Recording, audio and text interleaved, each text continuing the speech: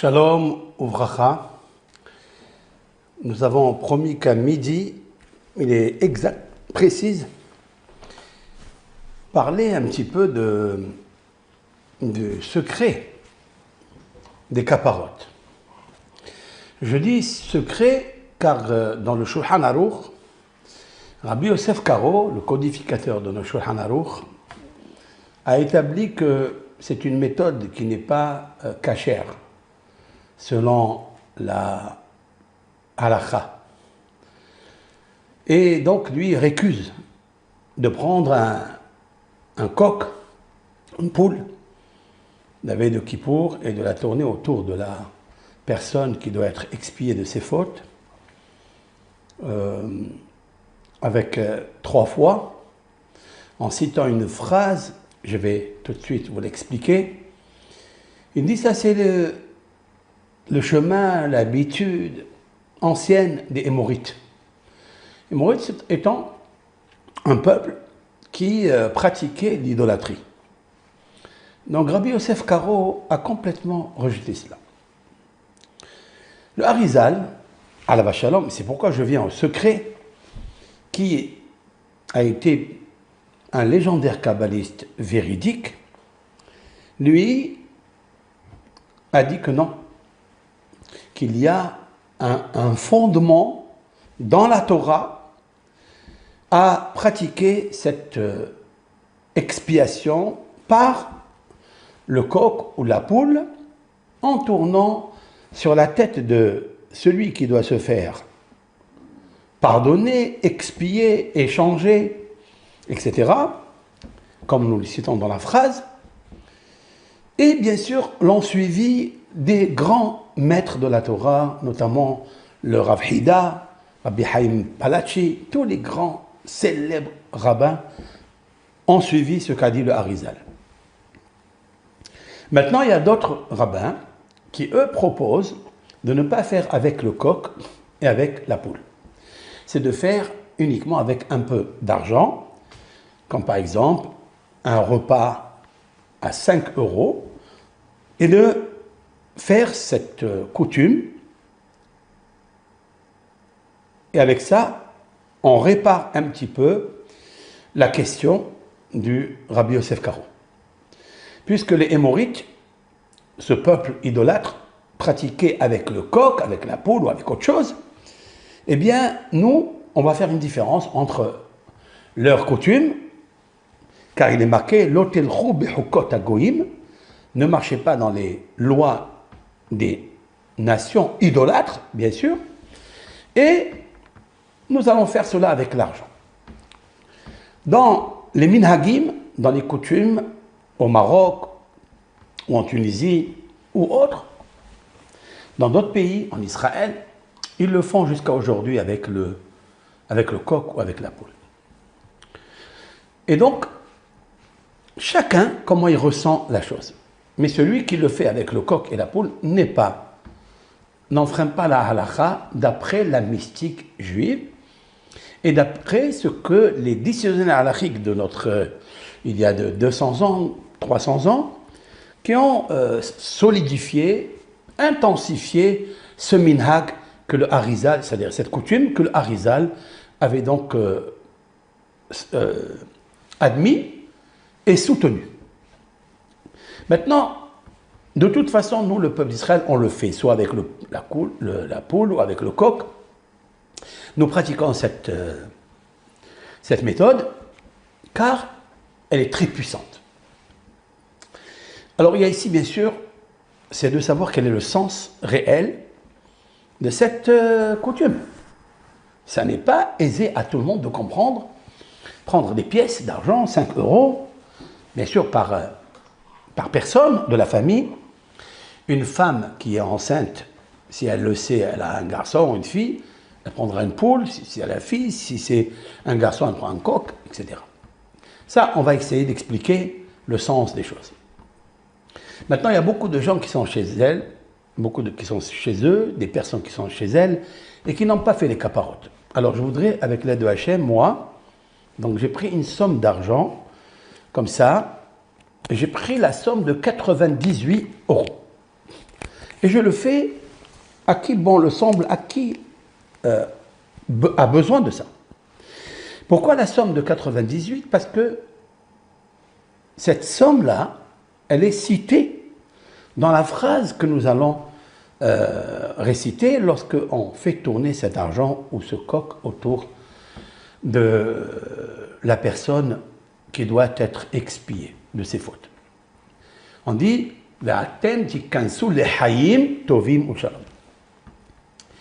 veut dire que nous prenons donc le coq ou nous prenons l'argent, nous tournons 3 fois et on dit Ze halifatrem, si c'est une personne, Ze halifatecha pour un garçon, Ze temuratecha, Ze kaparatecha, c'est-à-dire cet argent ou ce coq sera ton échange, ça sera ta compensation ou ça sera ton pardon, ton expiation. Alors bien sûr, on cite ici à peu près les mêmes mots, sauf qu'ils sont différents, mais ils veulent dire tous la même chose, qu'il y ait une expiation. Mais la question est de savoir pourquoi 3. Ça aussi, ça n'est pas expliqué. Pourquoi 3 mots? Halifatecha, temuratecha, kaparatecha. Pourquoi? Donc je reviens, halifatecha, ça veut dire ton échange. Ce coq-là va être ton échange. Ça veut dire que si, Dieu préserve, l'Éternel avait fixé à Rosh Hashanah dernier que tu dois quitter ce monde avant ce Kippour, eh bien, que ça soit ce coq ton échange. Ça veut dire on fait un transfert du malheur ou du mauvais décret qui pourrait arriver à quelqu'un, on le transforme et on le transfère comme une sorte de korban, de kapara. Vous savez très bien que dans le Beth Amikdash, c'est ce qu'on faisait. Une personne qui a fauté par inadvertance, ou elle a fauté par une mauvaise pensée, ou un acte qui a désobéi à Dieu, il vient au Beth Amikdash, il apporte un korban, que ce soit un taureau, que ce soit une colombe, etc. Et il appuie de ses mains très très fort sur le sacrifice, et ce sacrifice va aller en compensation, en échange, en expiation de lui. Ça existe, ça. Eh bien, la même chose, dit le Harizal, eh bien, on fait cela. Mais sauf que dans le Beth Amikdash, lorsqu'on pratiquait les korbanot, on ne disait pas Zeh halifatecha temuratecha kaparatecha.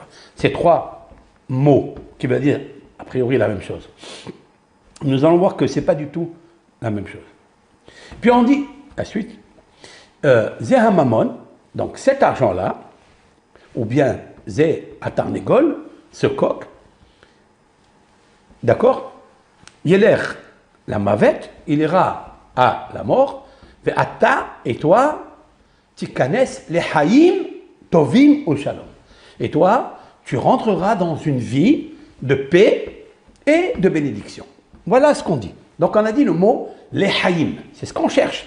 On cherche en fait que s'il y a une sentence, un mauvais décret sur cette personne, bien nous allons transférer le mauvais décret et redonner la vie à cette personne. Et on cite le mot les haïm. C'est le mot célèbre qu'on dit quand on fait un mazal tov, ou un siman tov, un mariage ou bien une brit mila. On prend un verre de vin, on dit les haïm. Pourquoi les haïm? Ben, la valeur numérique de les haïm, c'est 98. C'est ça qui m'intéresse. C'est la raison pour laquelle j'ai pris cette somme de 98 € pour la faire à toute personne, d'accord? Et je penserai à toute personne qui n'ont pas fait cette kapara. Ou bien, même si elles ont fait la kapara, mais je voudrais, avec l'aide d'Hachem, ajouter un parfum dessus, ajouter une force dans cette kapara qui est très très très essentielle. Alors, bien sûr que le mot lehaïm, qui veut dire 98, ça me rappelle quelque chose que dans la paracha de Bechukotai et entre la paracha de Kitavo, il y a 98 malédictions. Et dans ces malédictions, dans chaque malédiction, elles peuvent entraîner la mort à la personne qui a fauté devant Dieu. C'est la raison pour laquelle les exils. L'exil, c'est aussi une mini-mort. Les maladies, c'est une mini-mort. Etc. Je ne veux pas citer tous les problématiques. Je cherche maintenant à avoir les haïm.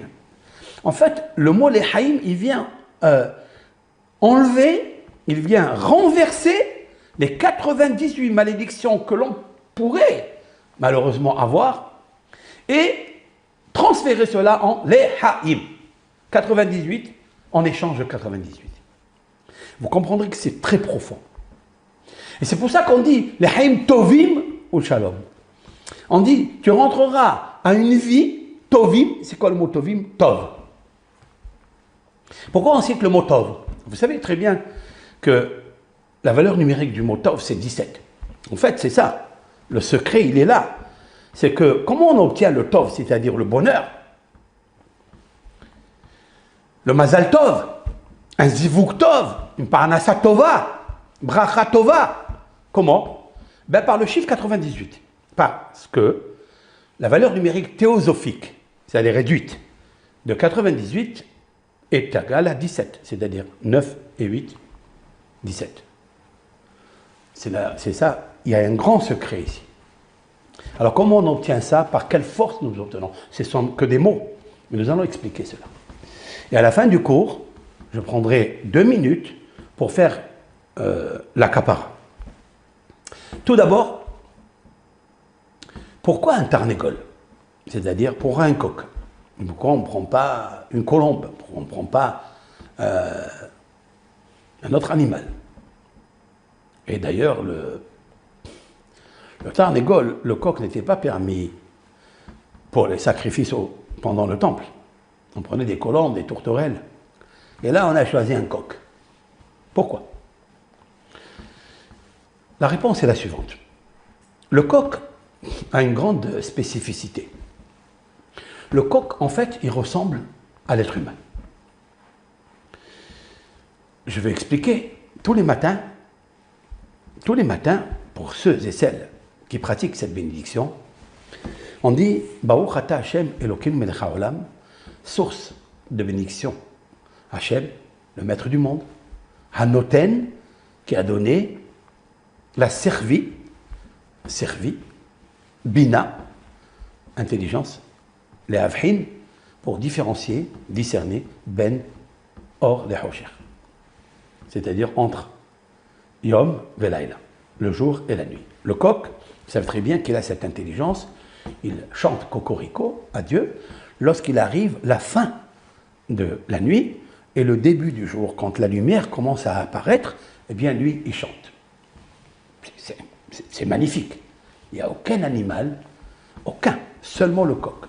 S'il y avait d'autres, on les aurait cités. Qu'est-ce que c'est servi? C'est le coq. Il y a qui disent, c'est pas le coq, c'est le cœur. En araméen, le mot servi veut dire le cœur. Et il y a qui disent, c'est le coq. En fait, il n'y a pas une discussion entre eux. Le coq a du cœur. Le coq a l'intelligence du cœur. Anoten la servi bina. Bina, ce sont le discernement. Bina, c'est l'intuition. Et donc, cette intuition qui existe chez le coq, c'est-à-dire son cœur, eh bien, c'est dans le cœur que tout se passe. Et c'est là, je voulais profiter justement de cette règle extraordinaire d'apprendre de nos sages l'intérêt, pourquoi la raison avoir instauré, institué telle bénédiction le matin. Pourquoi faire? Vous savez très bien qu'il y a des animaux qui sont tellement intelligents. Il y a par exemple le corbeau, il est plus intelligent que le coq. D'accord? Mais le problème chez le corbeau, c'est quand il pense qu'il a un beau corps, alors Dieu lui dit, moi, j'en veux pas de toi. Tandis que le coq, lui, il a une crête. Et cette crête-là, hein, elle vient signifier quelque chose. Elle vient signifier que la couronne de Dieu, elle est posée sur sa tête. Et l'Éternel, il a fait une différence parmi tous les animaux avec le coq et les autres, c'est de lui donner un discernement, une intuition, un bina, c'est-à-dire une intelligence, pour différencier entre la nuit et le jour. Et donc, pour cela, l'Éternel mérite une gloire qu'on lui chante à Akadosh Baruch. Maintenant, ça c'est le coq. Et alors, qu'est-ce que ça a à voir avec moi? Pourquoi prendre ce coq-là qui est très intelligent, qui a du cœur, qui a le discernement, et le mettre sur la tête de l'homme? En fait, un homme, le nom d'un homme dans la Torah, il y en a 4. Il y en a Adam, vous connaissez. Après, il y a Ish, aussi vous connaissez. Enoch, peut-être moins. Enoch, c'est un homme, mais il y a aussi Gever. Gever, c'est-à-dire un homme fort. Gever, Vous voyez dans les psaumes, c'est rempli de ce mot-là. Heureux l'homme qui a confiance en Dieu. Velo fana el rehavim vesate chazav. Il n'a jamais pensé à aller chercher des puits troués, c'est-à-dire cassés, où il n'y a pas d'eau. C'est-à-dire, celui qui a la force, alors on l'appelle Gever. Les Gever. Et donc, ça c'est un homme. Donc la personne qui doit être expiée, elle s'appelle aussi Gever. Le coq, c'est très intéressant de savoir ça. Dans la Mishnah de Yoma, c'est la Mishnah du traité de Kippour. Hein? Là-bas, il est cité Ad Asher Ikra HaGever. J'explique. Ça veut dire que les Kohanim faisaient un travail toute la nuit et il y avait un échange de groupes de Kohanim de la nuit qui va être échangé par celui des Kohanim du jour, qui vont reprendre le relais du service divin, du culte divin. Oui. À quel moment ils commenceront à travailler le deuxième groupe le matin? La Mishnah nous dit jusqu'à ce que le coq, et elle l'appelle cette fois-ci ha-gever. Lorsque le gever, lorsque la force, c'est-à-dire le coq qui est fort, se mettra à chanter cocorico, parce qu'il fait une différence entre le jour et la nuit. Mais avant qu'il chante, s'il n'a pas encore chanté, mais les Kohanim de la nuit continueront à travailler. Ne peuvent commencer ceux du jour que si le coq Ad Asher Ikra HaGever. Et on a appelé donc le coq Gever. Peut-être que la puissance du coq, elle est reliée avec l'homme. Et c'est ça sa crête. La crête, en fait, c'est sa couronne. Vous savez très bien, dit le Talmud, qu'un coq, s'il y a un seul coq dans la basse-cour, ouais, et il y a 1000 ou 10 000 poules dans cette basse-cour, toutes les poules, elles tombent enceintes. Parce qu'il y a un homme, un gever. On dit, tu es un gever, tu es un fort, gibor. Voilà. Alors, qu'est-ce que ça veut dire? Pourquoi on le compare à la Gévoura? Parce qu'en fait, on a appris une loi très intéressante dans le Talmud, qu'un homme, il a la couronne. Aussi. La couronne, c'est sa femme.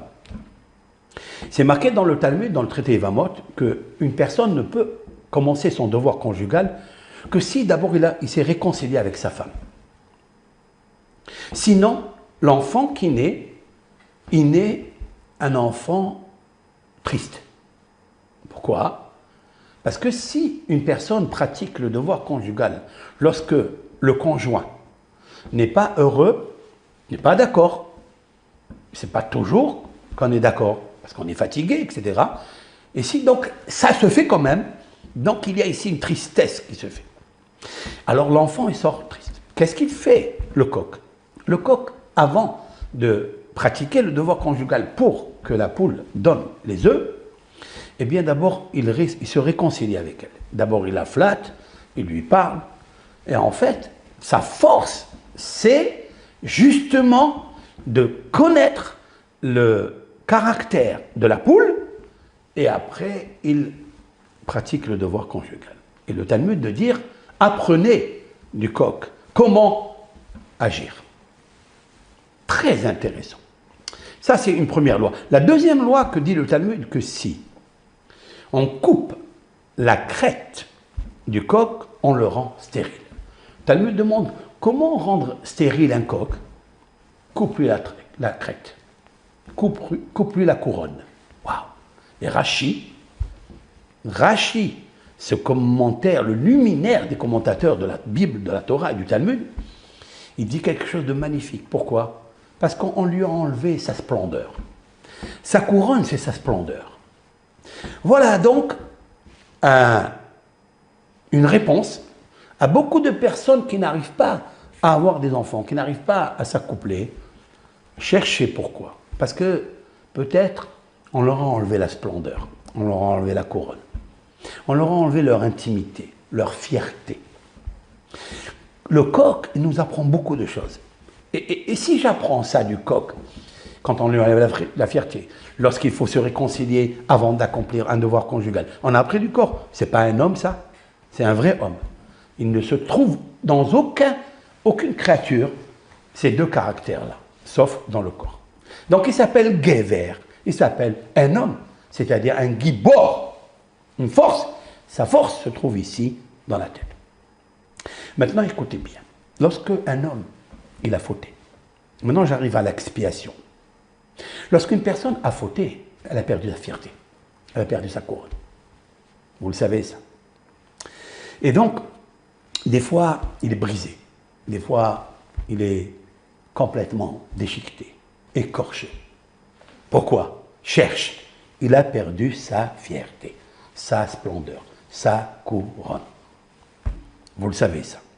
Lorsqu'une personne, et malheureusement, ça arrive, divorce. Vous savez très bien que c'est très difficile de se remettre. Pourquoi? Il a perdu sa fierté, il a perdu sa couronne, il a perdu sa splendeur. Et voilà pourquoi un homme, quand il faute, il n'arrive pas à prier convenablement. Parce que, en fait, quand il a fauté, si l'on peut dire ainsi, dans la profondeur, il a enlevé la couronne de Dieu. Donc quand tu as enlevé la couronne de Dieu, tu as enlevé ta couronne à toi. Parce que Dieu, il est en toi. Et le nom de Dieu porte une couronne. Et s'il porte une couronne, c'est la vie. Et si, aujourd'hui, tu n'as plus de fierté, donc c'est une mini-mort. Si tu as une mini-mort, donc tu n'es pas vivant. Même si tu vis, même si tu t'accoupes, même si tu cours, tu manges, ce n'est pas une vie, ça. Vivre sans Dieu, si Dieu ne travaille pas en toi, il n'est pas en toi, il n'y a pas le bonheur de Dieu en toi, tu n'es pas bien. Alors quel est le moment le plus propice pour qu'un homme, il redevienne, il reconquit justement l'amour de Dieu, la couronne de Dieu? C'est pour lui mettre une couronne. Il faut lui donner la couronne. Mais pour lui mettre la couronne, il faut lui enlever la faute. Écoutez bien. Alors on dit comme ça. On prend un coq qui a la couronne. Et donc, on va lui tourner autour de la tête ici. Parce que comme il a fauté, il doit être expié, il a perdu la couronne. Comme si on fait un transfert de la couronne du coq à la couronne de l'homme. C'est une imagination. C'est-à-dire, c'est une attraction. Oui. On crée une imagination, une visualisation pour que, comme s'il y a une compensation du coq vert dans tous les domaines. Mais d'abord, autour de la tête. On n'a pas dit qu'il faut prendre le coq et lui mettre dans sa main et lui faire la bracha, lui faire le chuchotement, ce que nos sages ont instauré, les phrases que nous allons dire. Non, il faut le mettre sur la tête. Parce que justement, c'est ça qu'il faut. Il faut qu'il devienne un homme. Il ne faut plus qu'il pense qu'il a perdu sa fierté. Et pourquoi ils l'ont instauré la veille de Kippour, et nous avons Baruch Hashem le temps pour le faire, c'est pour rentrer en Kippour avec une couronne. Puisque à Rosh Hashanah, tu as couronné Dieu, alors toute la semaine de Rosh Hashanah jusqu'à Kippour, il faut qu'il y ait la couronne. Et si quelqu'un, malheureusement, il l'a perdu, eh bien, le Harizal a vraiment pensé ce secret énorme. C'est de prendre ce coq-là, de la tourner vers la tête de l'homme qui a perdu sa fierté à cause de ses fautes. On va lui expier la faute et en ce moment-là, nous allons poser toutes les qualités qu'il y a dans le coq. Vous savez quelles sont les qualités qu'il y a dans le coq? C'est les qualités qu'il y a chez un être humain. Et en plus, le Ben Israël. Il s'appelle Gever. Nos sages disent que le peuple d'Israël, chacun parmi nous, il tire de Avraham Avinu, Yitzhak et Yaakov. Qu'est-ce qu'il avait Avraham? Avraham, il avait trois qualités principales. Et ils sont inscrits dans le mot Gever. Gimel, Gomel Hasadim. C'est un homme de bienfaisance. Gemilut Hasadim. Il donne à tout le monde. Il ouvre sa porte, ses quatre portes de son château. Il y a qui dit c'est une auberge, il y a qui dit c'est un verger. Il a ouvert aux quatre coins, tout le monde peut rentrer. Gimel Hasadim. Ça, c'est le mot Gimel. Il y a le Bet maintenant. Bet, c'est Baishanim. Baishanim, ça veut dire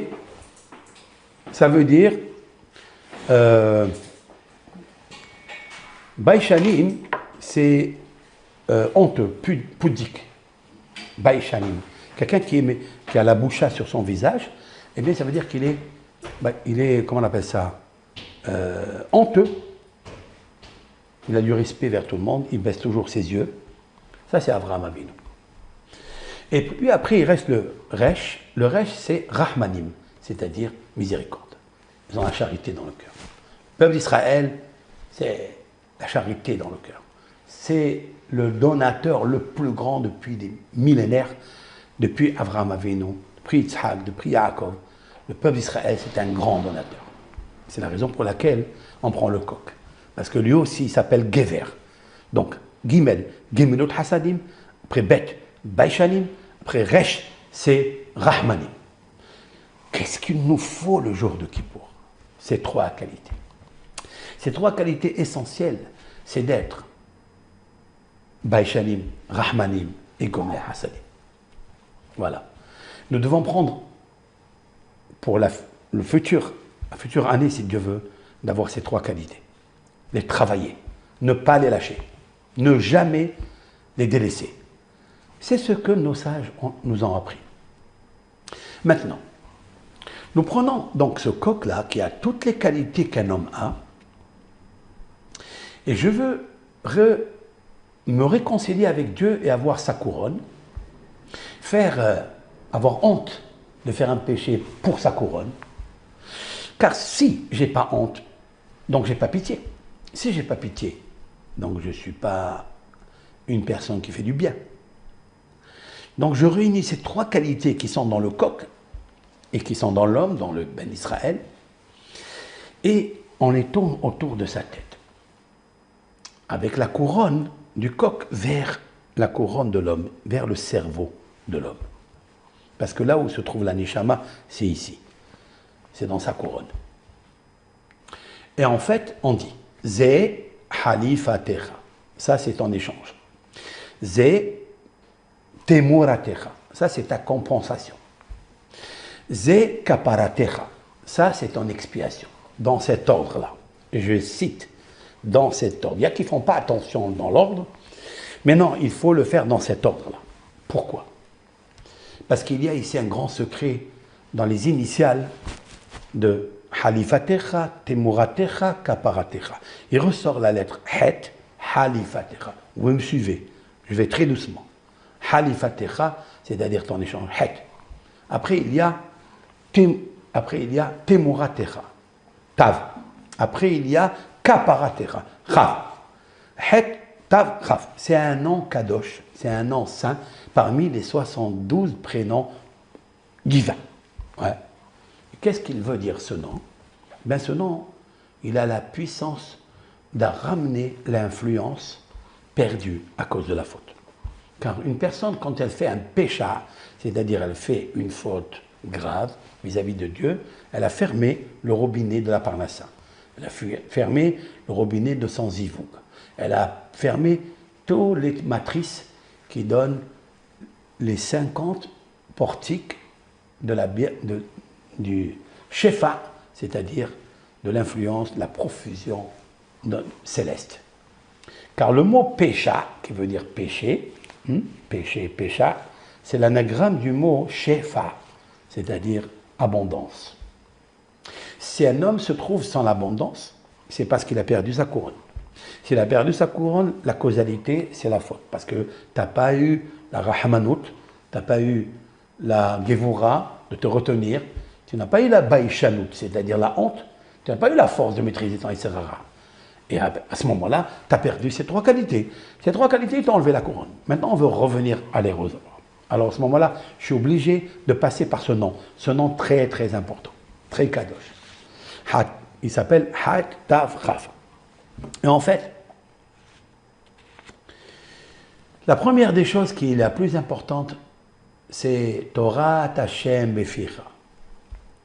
Il faut qu'il y ait la Torah de Hashem dans ta bouche. S'il n'y a pas la Torah de Hashem dans ta bouche, car c'est la Torah qui nous sauvera, comme l'a expliqué Rabbi Shimon Bar Yochai, et comme l'a dit Moshe Rabbeinu dans cette parashat Azinu, que nous avons lu Shabbat, où se trouvent là-bas tous les secrets du monde, c'est-à-dire tous les pogroms.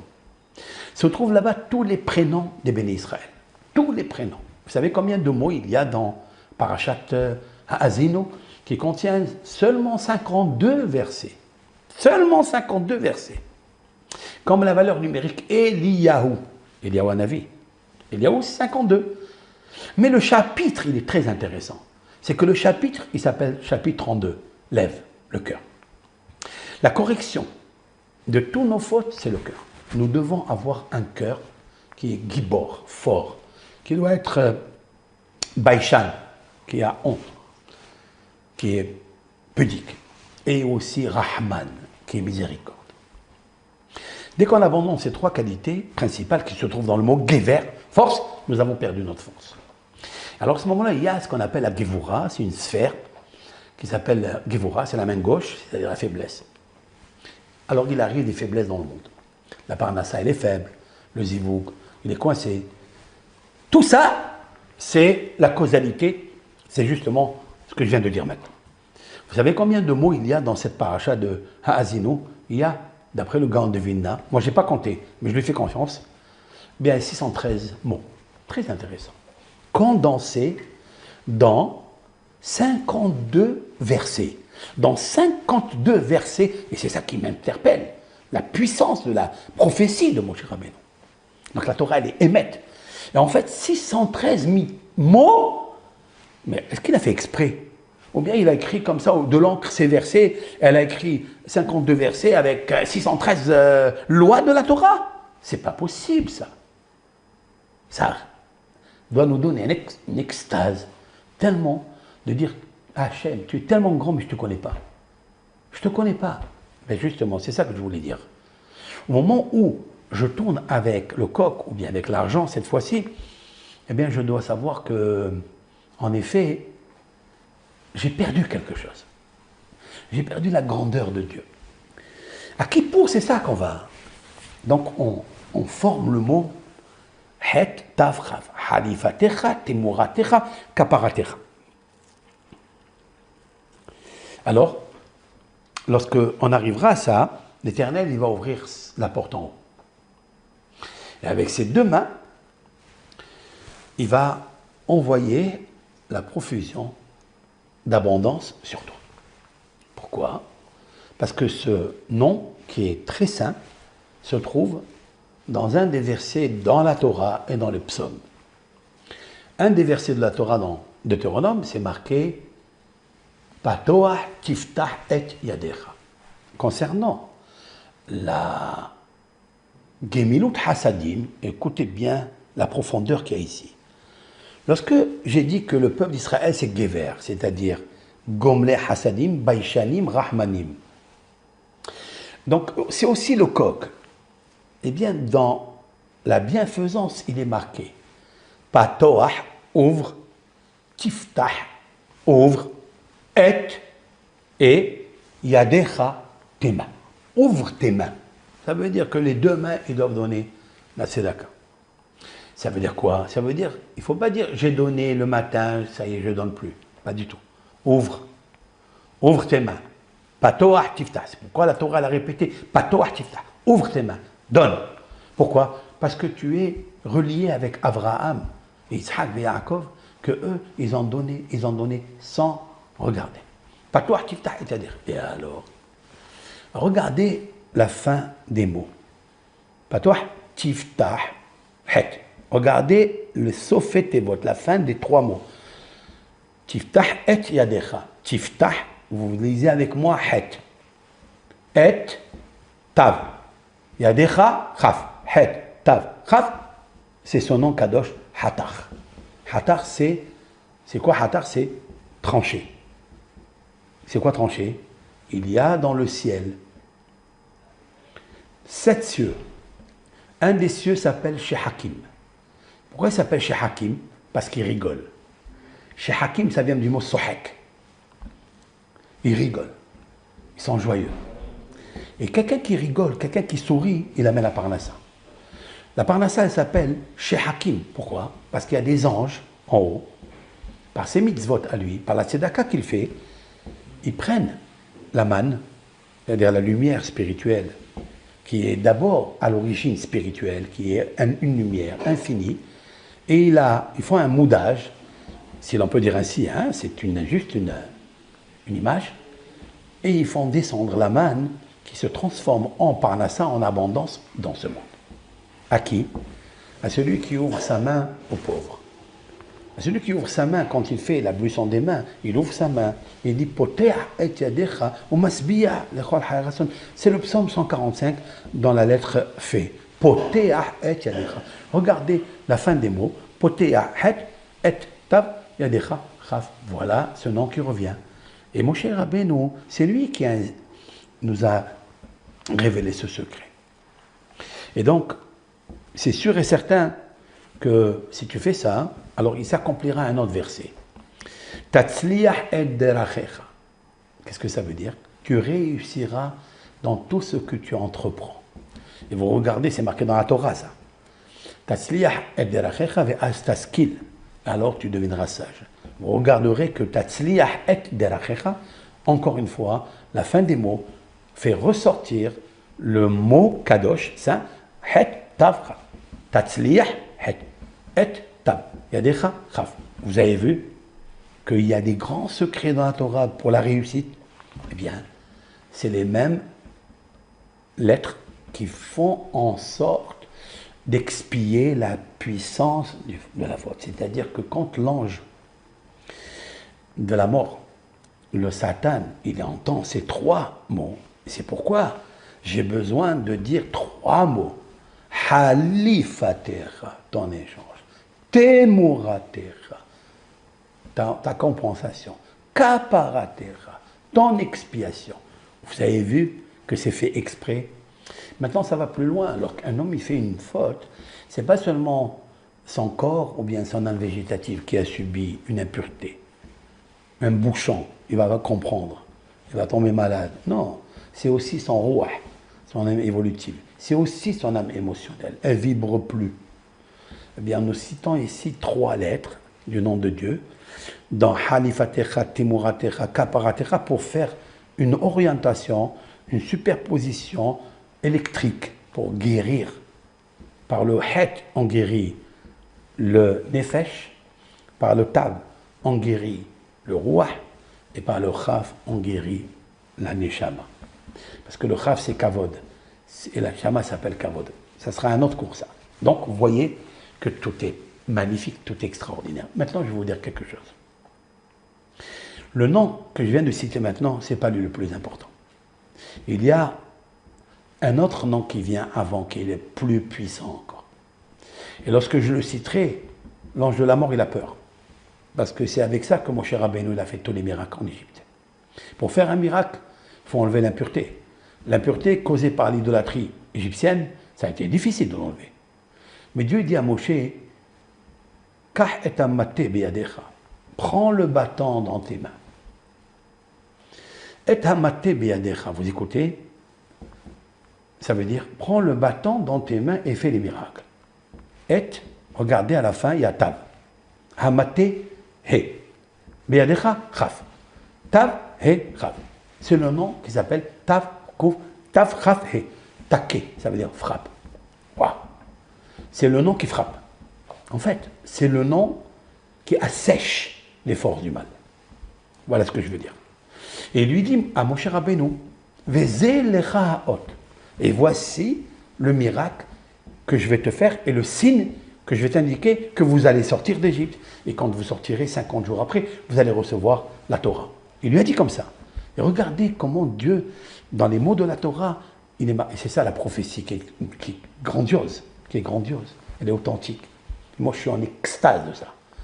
Il lui visait, regardez, et voici, lecha, à toi, haot, le signe. Quoi? Regardez la fin des mots. Visé, he, lecha, chaf, haot, tav, tav, kav, he, ta, ka. C'est ce nom-là. Mais qu'est-ce qu'il veut dire ce nom? Ben, ce nom, c'est, il fait assécher les forces du mal. Ça veut dire que les forces du mal sont vivantes. Les forces du mal poussent, sont alimentées. Mais par quoi? Quelle est la source de leur alimentation? C'est laquelle? Ben, c'est ton péché à toi. Lorsqu'un homme il fait un péché, il prend la vie, parce qu'il profite. Et cette vie-là, il la donne à la compensation, la récompense. Et donc il la donne à qui? Aux forces du mal. C'est avec ça qu'ils vivent. Alors pour extirper la force du bien que tu as perdu, c'est-à-dire Gever, tu as perdu quand tu as fait une faute, tu as perdu la Gemilut Hasadim. Parce qu'au lieu de faire Gimot Hassan, tu as fait le contraire. Au lieu d'être Baïchan, c'est-à-dire d'être honteux et pudique, tu as fait le contraire. Tu as été Hatsouf, effronté. Au lieu d'être Rahman, c'est-à-dire et pitié de ton âme, tu as été cruel sur ton âme. Eh bien, tu as perdu le guéver. Et alors, là, tu retrouves le guéver. Tu retrouves la force. Cette force-là, elle fait assécher les forces du mal. C'est un cours un peu particulier, mais il existe. La réalité, elle est là. Tous les grands tzadikim et les kabbalistes se servent beaucoup de ces noms-là pour assécher les forces des ennemis. J'expliquerai ça dans un cours. Et donc, c'est valable aussi pour assécher l'accusateur avant Kippour. Et en fait, maintenant, réfléchissez avec moi. Le mot taka, c'est tav, chaf, he. Ok, la valeur numérique à lui, elle est juste au-dessus de Mashiach ben David, le Messie, fils de David. Mashiach ben David est une valeur numérique 424. Le nom de Tav, Chaf, He, c'est 425. Le Mashiach ben David, ici, sur son front, il aura ce nom-là pour assécher les forces du mal. Vous comprenez ce que je suis en train de dire. Comme ça explique Rav Shimshon d'Ostropoli, un des élèves de Harizal. Et donc, Taka ici, Tav, Chaf, He. D'accord? Et en ce moment-là, d'où il vient? Il vient de Mashiach ben David. Et qu'est-ce qu'est la force de Mashiach ben David? Comment il va faire la guerre? Il va faire la guerre avec des armes? Il n'a pas besoin de ça.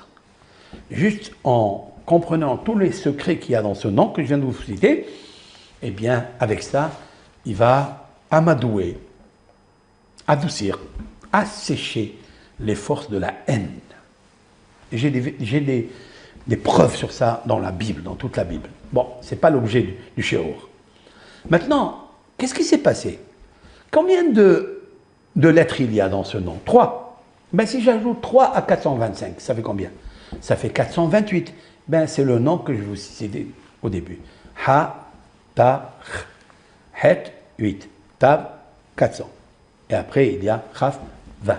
428. En fait, 428, c'est 425 plus les 3 lettres de 425. C'est-à-dire ta, Chaf. Hey, vous comprenez? Vous saisissez? Et avec ces deux prénoms-là, eh bien, oui, c'est valable de faire comment on appelle ça? L'expiation. Maintenant, je commence pour toute personne, ceux et celles qui n'ont pas fait cela. Donc, j'ai pris ces 90 € que j'offre pour ces personnes-là, qu'elles peuvent considérer comme si elles en fait. Après, bien sûr, si elles veulent donner une tzedaka aux pauvres, ça sera très très bien. Comme ça, elles feront partie de Gemilut Hasadim, d'aider un pauvre, etc. Voilà, donc je commence. Alors, je vais dire pour les garçons, pour les hommes et aussi pour les femmes. Je citerai Halifa Trem ou Halifa Tren. Est-ce un même? Ça, c'est le mâle. Est-ce que Noun? Ça, c'est Nekeva, c'est-à-dire pour la fille ou pour la femme, etc. Donc voilà, associez-vous justement à cette kapara, car c'est très très important avant Kippour et avant de manger tout à l'heure Saouda Mafseket, c'est-à-dire la Saouda qui nous sépare entre maintenant qu'on peut manger et Kippour où on va rester jusqu'à 8h02 demain si Dieu veut, en bonne santé pour tout le monde, avec une bonne prière, une bonne concentration, une bonne teshuva. Voilà, je vais le faire. Alors, Elohim Ma'ot, cet argent-là, Halifa Trem, Temura Trem, Kapara Trem. Halifa Tren, Temura Tren, Kapara Tren. Halifa Trem, Temura Trem, Kapara Trem. Halifa Trem, Temura Tren, Kapara Tren. Halifa Trem, Temura Trem, Kapara Trem. Halifa Tren, Temura Tren, Kapara Tren. Elohim Ma'ot, cet argent, Yelech li tzedaka, va à la tzedaka, ve'atem, ve'aten, homme-femme, tikansu, vous rentrerez, les haïm, pour la vie, 98, tovim, tov, 9 et 8, 17, ul shalom. L'essentiel, c'est le shalom. Quand un homme, il a une paix à l'intérieur de lui, sache que le péché, s'il a la paix, il n'a pas le péché. S'il a le péché, il n'a pas la paix. Vous comprenez? Et donc, C'est ça que je voudrais partager avec vous, avec l'aide de Hachem. Donc moi, je me suis concentré pour toute personne qui n'a pas pu, qui ne peut pas se déplacer, celles qui sont peut-être malades, ils sont avec qui sont à l'hôpital, ceux qui sont dans la maison de retraite ou la maison de convalescence, à eux, avec eux et pour eux, j'ai pensé prendre ces 98 les Hayim. Je m'adresse à Hachem qui est Elohim Hayim, le Dieu de la vie, de diffuser, de profuser, de donner la bracha et le shalom et la santé à toutes. Et prier pour les Bnei Israël, surtout en Eretz Israël. C'est mon message de ce Kippour, c'est de prier énormément, toute la kavana, toute la force la donner en sacrifice pour les Bnei Israël en Eretz Israël qui vivent des moments très difficiles et bien sûr pour tout le monde entier. Parce que tout le monde sont des créatures de Dieu et tous ceux qui sont celles qui sont malades, il faut prier pour eux parce qu'ils ont toujours aussi un nitzutz de Hachem. S'ils sont là, s'ils sont créés, c'est Dieu qui a fait. Ils sont créés par la parole de Dieu. Donc s'ils vivent, c'est qu'il y a le nom de Dieu à l'intérieur d'eux. Non? Eh bien, on prie pour tout le monde. Et Bisroudze, avec l'aide de Hachem, il nous pardonnera et il s'accomplira le verset que l'on citera après l'année. À la fin de la prière, on citera le verset Lech echol mesimcha et lahmecha.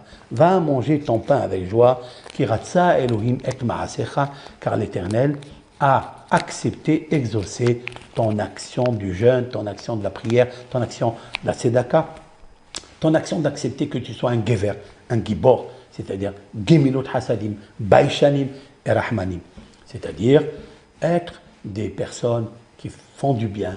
C'est ça, en fait, on est venu pour ça, pour partager avec les autres, et aussi d'être baïchan, d'être honteux, d'avoir honte de faire un péché, parce que Dieu, il te regarde.